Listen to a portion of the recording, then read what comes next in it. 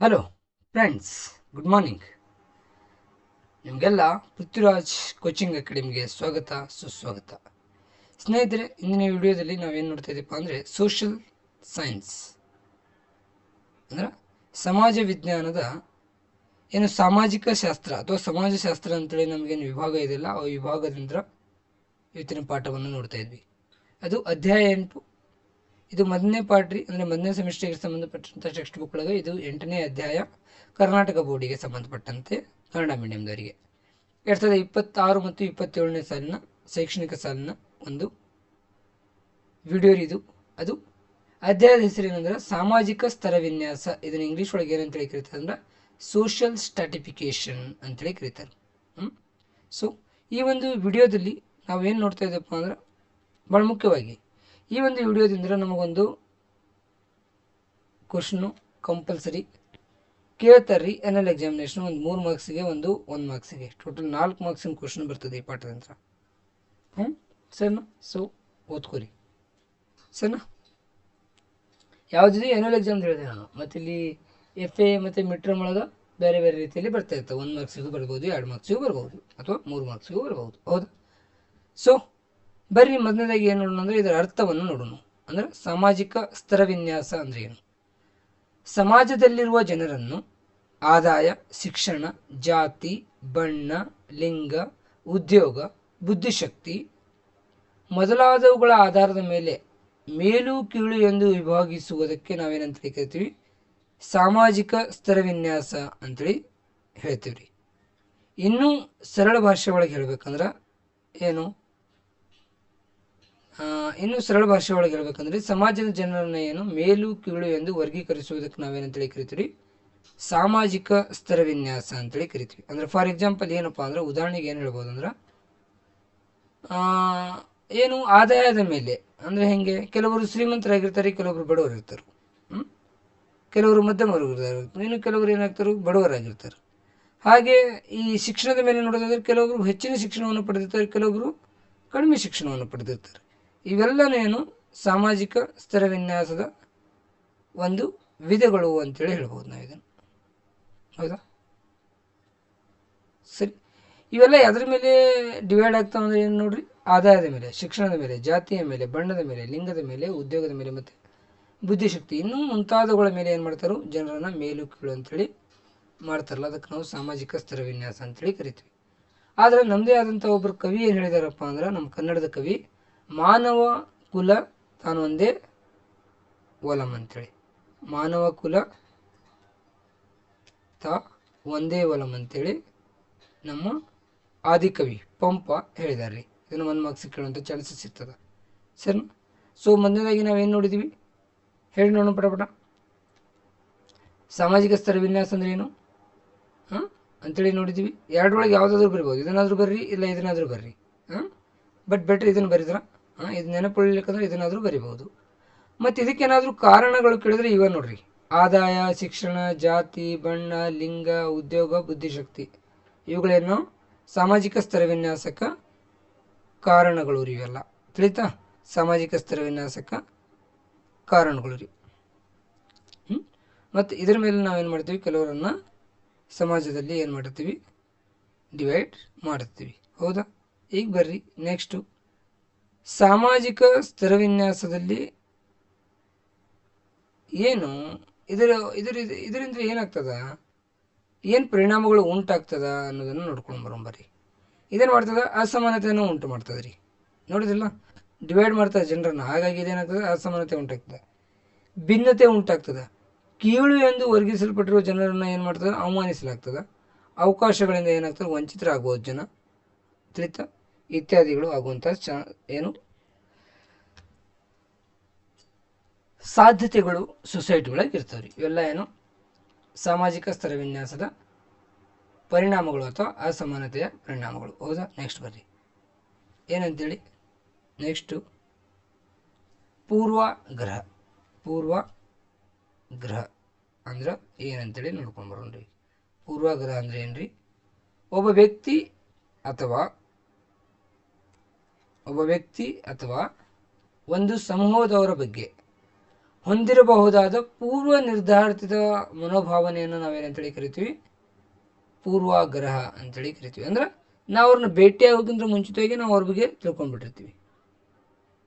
Clear ನನ್ನ ಮಾತು? ನಾವು ಅವ್ರನ್ನ ಭೇಟಿ ಆಗೋಕ್ಕಿಂತ ಮುಂಚಿತವಾಗಿ ನಾವು ಅವ್ರ ಬಗ್ಗೆ ತಿಳ್ಕೊಂಡಿರ್ತೀವಿ ಅಥವಾ ಅವ್ರ ಬಗ್ಗೆ ಒಂದು ಭಾವನೆಯನ್ನು ಹೊಂದಿರ್ತೀವಲ್ಲ, ಅದಕ್ಕೆ ನಾವು ಪೂರ್ವಗ್ರಹ ಅಂತೇಳಿ ಕರಿತೀವಿ. ಈ ಪೂರ್ವಗ್ರಹ ಏನಿರ್ತದಂದ್ರೆ ಎರಡು ರೀತಿಯಾಗಿ ಇರ್ತದೆ. ಒಂದು ಧನಾತ್ಮಕವಾಗಿರ್ತದೆ, ಇನ್ನೊಂದು ಋಣಾತ್ಮಕ ಪೂರ್ವಾಗ್ರಹ ಇರ್ತದೆ ರೀ.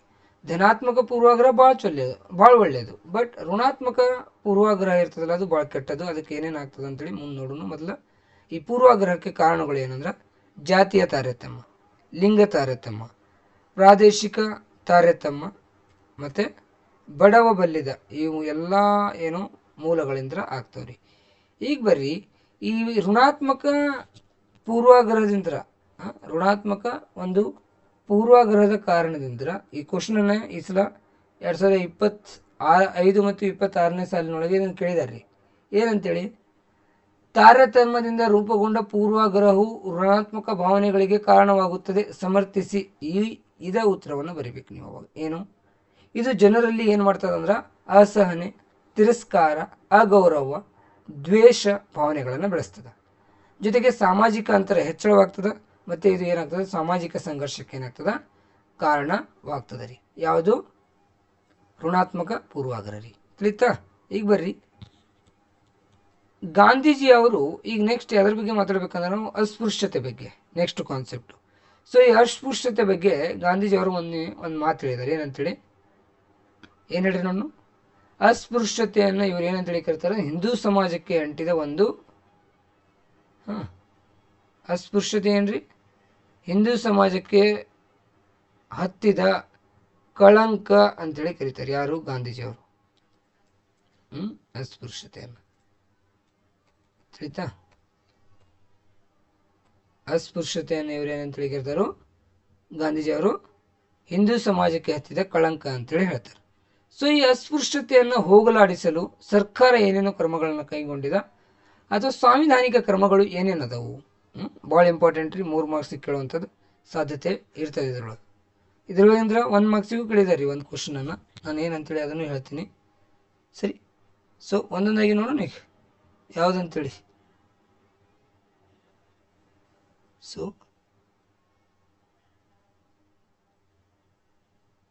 ಬರ್ರಿ, ಸಂವಿಧಾನದ 17ನೇ ವಿಧಿಯು ಅಸ್ಪೃಶ್ಯತೆಯನ್ನು ಏನು ಮಾಡ್ತದ, ನಿಷೇಧಿಸಿದೆ ಅಥವಾ ಇದರ ಆಚರಣೆಯನ್ನು ಏನು ಮಾಡ್ತದೆ, ಇದು ನಿಷೇಧಿಸಿದೆ.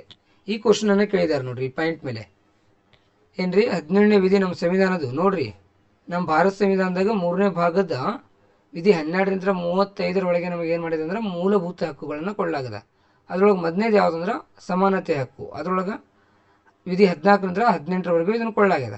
ಅದರೊಳಗೆ 17ನೇ ವಿಧಿ ಏನಂತಂದ್ರೆ ಅಸ್ಪೃಶ್ಯತೆ ಆಚರಣೆಯನ್ನು ಏನು ಮಾಡ್ತದೆ, ಇದು ನಿಷೇಧಿಸುತ್ತದೆ. ಅಸ್ಪೃಶ್ಯತೆ ಆಚರಣೆಯನ್ನು ಅಥವಾ ಅಸ್ಪೃಶ್ಯತಾ ಆಚರಣೆಯನ್ನು ಏನು ಮಾಡಿದೆ, ಇದು ನಿಷೇಧಿಸಿದೆ. ಯಾವುದು? ಈ ವಿಧಿ.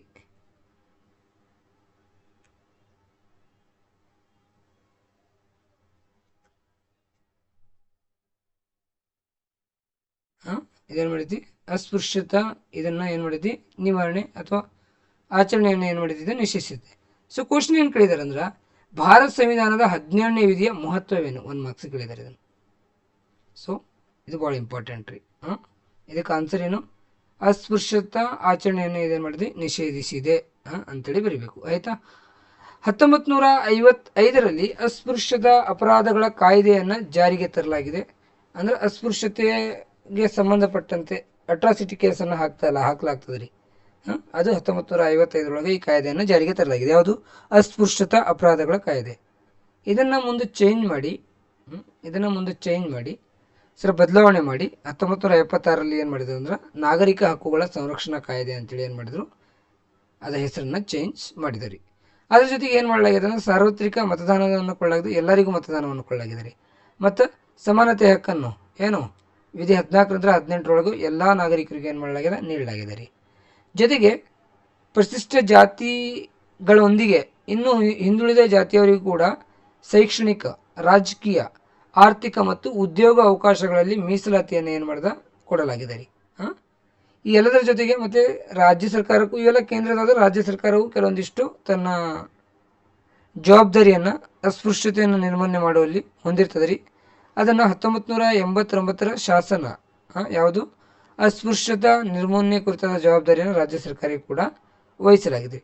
ಈ ರೀತಿಯಾಗಿ ಏನು ಮಾಡ್ತದೆ ಸರ್ಕಾರ ಅಥವಾ ಸಂವಿಧಾನ ಭಾರತದಲ್ಲಿ ಅಸ್ಪೃಶ್ಯತೆಯನ್ನು ನಿರ್ಮೂಲನೆಗಾಗಿ ಕ್ರಮಗಳನ್ನು ಕೈಗೊಳ್ಳಲಾಗಿದೆ ಅಂತೇಳಿ ಹೇಳ್ಬೋದು ರೀ. ಹಾಗಾದರೆ ಸ್ನೇಹಿತರೆ, ನಾವು ಈ ಪಾಠದಲ್ಲಿ ಏನೇನು ನೋಡಿದ್ವಿ ಅಂದ್ರೆ ಸಾಮಾಜಿಕ ಸ್ತರವಿನ್ಯಾಸದ ಅರ್ಥ ಏನು, ಸಾಮಾಜಿಕ ಸ್ತರವಿನ್ಯಾಸದ ಕಾರಣಗಳೇನು, ಸಾಮಾಜಿಕ ಸ್ತರವಿನ್ಯಾಸದ ಪರಿಣಾಮಗಳೇನು ತಿಳಿತಾ.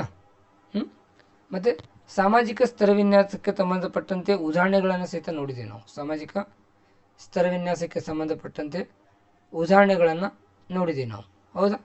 ಅದಾದಮೇಲೆ ಸಾಮಾಜಿಕ ಸ್ತರವಿನ್ಯಾಸದ ಪರಿಣಾಮಗಳನ್ನು ನೋಡಿದ್ದೀವಿ. ಆಮೇಲೆ ಪಂಪ್ರವರ ಒಂದು ಹೇಳಿಕೆಯನ್ನು ಕೂಡ ನೋಡಿದ್ದೀವಿ ನಾವು. ಮಾನವ ಕುಲ ತಾವೊಂದೇ ಒಲಂ ಅಂತೇಳಿ, ಹೌದಾ.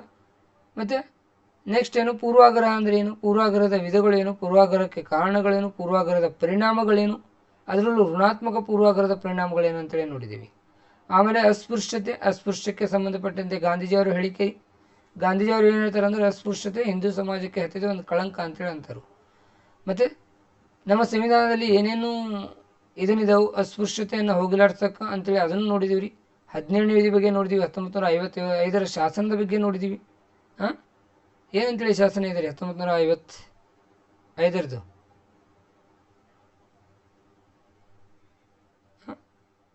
ಅಸ್ಪೃಶ್ಯತಾ ಅಪರಾಧಗಳ ಕಾಯ್ದೆ. ಅದನ್ನು 1956 ಚೇಂಜ್ ಮಾಡಿ ಏನಂದ್ರು ನಾಗರಿಕ ಹಕ್ಕುಗಳ ಸಂರಕ್ಷಣಾ ಕಾಯ್ದೆ ಅಂದರು. ಜೊತೆಗೆ ಸಾರ್ವತ್ರಿಕ ಮತದಾನ ನೀಡಲಾಗಿದೆ, ಸಮಾನತೆಯನ್ನು ನೀಡಲಾಗಿದೆ.